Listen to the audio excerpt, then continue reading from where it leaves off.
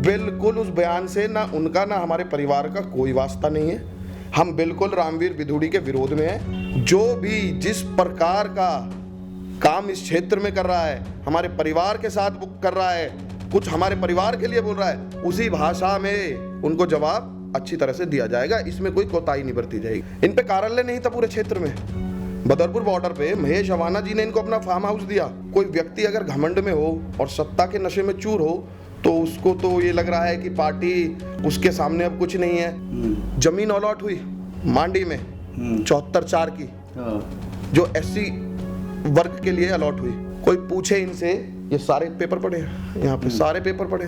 कोई पूछे इन्होंने अपने नाम कैसे, अपने रजिस्ट्री कैसे उतरवा ली, फार्म हाउस की रजिस्ट्री कैसे उतरवा ली? क्या ये हमारे वाल्मीकि समाज का अपमान नहीं है? नमस्कार, आप देख रहे हैं हुंकार 24/7। आज हमारे साथ है अमन अवाना जी। ये किसी की पहचान के मोहताज नहीं है। आपको बता दूं कि ये 2014 में यहाँ से ABVP के यहाँ से अध्यक्ष रहे, दिल्ली यूनिवर्सिटी से। इनसे बात करेंगे क्षेत्र के मुद्दों को लेकर के। और अभी एक कल बात हुई थी, कुछ महेश अवाना जी ने बात करी थी, उसको लेकर के बात करेंगे। सबसे पहले ओंकार मीडिया में आपका स्वागत है। बहुत बहुत धन्यवाद आशु भैया आपका। नमस्कार। एक सवाल सामने आ रहा है। सबसे पहले जो महेश अवाना जी ने कल जो बात करी है फेसबुक पे लाइव आकर के, उसका क्या मतलब बनता है? देखो, एक बड़ा गंभीर विषय है। कोई आदमी अपना अभी लीवर ट्रांसप्लांट करा के हॉस्पिटल से अभी रिकवर भी अच्छे से नहीं हो पाया है, और ये बड़ी शर्म की बात है। उस व्यक्ति को आप ब्लैकमेल करके, डरा के, धमका के एक पेपर उसके हाथ में देते हो और उसको मजबूर करते हो पढ़ने के लिए। किसी की स्थिति भी आप अपनी राजनीति, गंदी राजनीति के चक्कर में समझ नहीं रहे, तो ये कितनी बड़ी बात है। वो मेडिकेशन पे है, अभी उनका ब्रेन लेवल वो पहले नहीं पहुंच पाया है, उनका शरीर, बॉडी उनकी रिकवर नहीं कर पाई है, और आप ऐसा उनसे बयान पढ़वा रहे हैं। उसमें मैंने देखा वो पढ़ के बोल रहे हैं। क्या महेश अवाना अपने आप कोई बयान नहीं दे सकता? जाने माने चेहरे हैं क्षेत्र के, अच्छे भाषण देते हैं। अगर उनके मन की बात होती तो आपके कार्यालय पे जाके क्यों बोलते? उनके मन की बात को बुला के इस बात को बोलते? तो ये बड़े शर्म की बात है। और इसमें बिल्कुल उस बयान से ना उनका ना हमारे परिवार का कोई वास्ता नहीं है।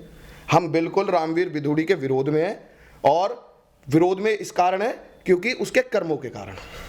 जी, तो ये तो बात अभी आपने बताया कि कर्मों के कारण आप उनसे के विरोध में हो। एक बात बहुत बड़ी सामने आती है, एक पार्टी में होने के बाद में उसके बाद विरोध क्यों, आपस में ये घमासान क्यों है, ये मैं आपसे पूछना चाहता हूँ। विरोध तो हमने कभी पार्टी का किया ही नहीं। रामवीर बिधूड़ी जी अपने विधायक जब चुनाव लड़े थे तो पूरा परिवार तन मन धन से, इन पे कार्यालय नहीं था पूरे क्षेत्र में।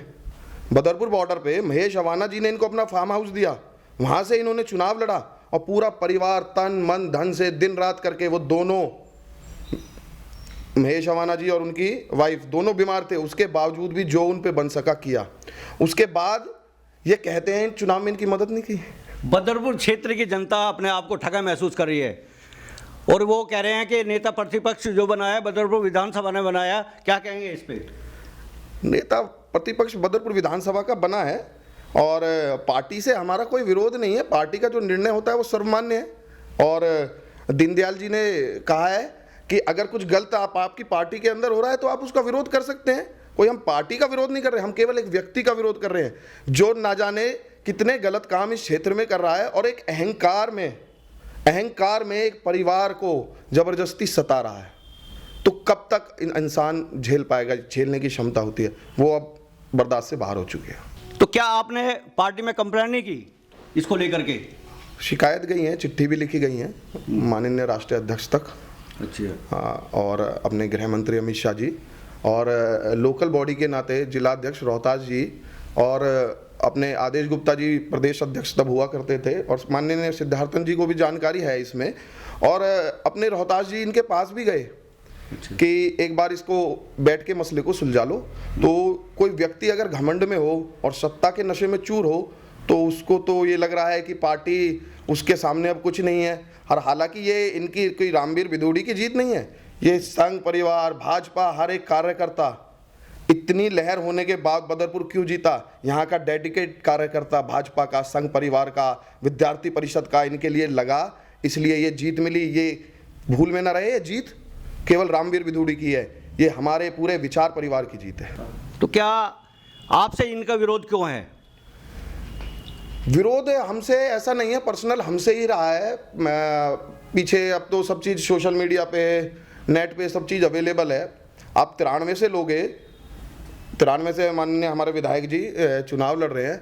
आप कोई ऐसा व्यक्ति बता दो जो 93 में जो पेड वर्कर इनका ना हो, कोई कार्यकर्ता हो, कोई क्षेत्र का लोकल नेता हो जो 93 से लगातार इनके साथ रहा। मैं आप छोड़ो 93 से लेके अब तो बहुत लगभग 30 साल हो गए, कोई 5 साल भी दोबारा इन्होंने रिपीट किया या 5 साल भी इनके साथ रहा। ये पैसे मांगते हैं कार्यकर्ताओं से, नेताओं से, चलो सब चीज़ का बैठ के समाधान हो सकता है, उसके बाद ये विरोध करते हैं। अभी पीछे ये ज़मीन हमारे परिवार ने खरीदी, प्लॉटिंग कर दी, गरीब लोगों ने प्लॉट ले लिए, कैसे कैसे कमा के अपना गुजारा करके अपना पेट काट के प्लॉट ले लिए। और ऐसा नहीं है कि यही प्लॉटिंग हो रही है, इस क्षेत्र में 4-5 जगह हैं। सब बदरपुर में थाने के सामने जो पाल फार्म है उसमें भी प्लॉटिंग हुई है, और यहाँ भी प्लॉट हुई है, सब जगह प्लॉटिंग हो रही है क्षेत्र में। जैसे ये कंप्लेनेंट बनाता है, खुद पार्टी नहीं बनता, इसके चमचे हैं, उनसे कंप्लेंट डलवाता है। हम कंप्लेंट डाल सकते हैं, हमारे पास एडवोकेट नहीं है, हमारे पास, हम पढ़े लिखे नहीं है, हमें क्या इस पेन और पेपर का ज्ञान नहीं है। पर किसके लिए डालें? इसका नुकसान के लिए हम किसी गरीबों के मकान तोड़वा दें?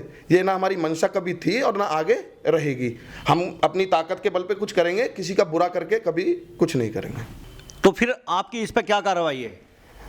आशु भाई, क्या है, हमारा तो सारा काम अपनी ज़मीनों का है, 1 नंबर का काम है। कोई पूरे क्षेत्र में ये नहीं कह सकता कि हमने कोई ज़मीन कब्जा करी है, कोई ग्राम सभा की ज़मीन कब्जाई हो, कुछ और हमने गलत काम किए हो। अपनी ज़मीन पे मकान, दुकान, ये सबका अधिकार है लोकतंत्र में। माननीय रामवीर विधूड़ी जी से कोई पूछे, हमारा शोषित वर्ग, इतिहास गवाह, हर जब से उनका शोषण होता आ रहा है। माननीय अंबेडकर जी ने संविधान बनाया, उनको हक दिया बराबरी का, उस बराबरी के हक में जमीन अलॉट हुई मांडी में 74/4 की, जो SC वर्ग के लिए अलॉट हुई, जो इनका फार्म हाउस जहाँ पर है। हाँ, वो सब पूरा क्षेत्र जानता है मांडी फार्म को। अच्छा, जमीन अलॉट हुई 74/4, आप निकाल के देख लेना, वो SC वर्ग के लिए अलॉट होती है। और कुछ भी, चाहे वो पेट्रोल पंप हो, चाहे वो जमीन हो, चाहे वो राशन की दुकान हो, अगर वो SC कोटे के लिए अलॉट है तो वो ट्रांसफ़र नहीं हो सकती। ट्रांसफ़र केवल जनरल टू जनरल हो सकती है, और वो SC टू SC हो सकती है।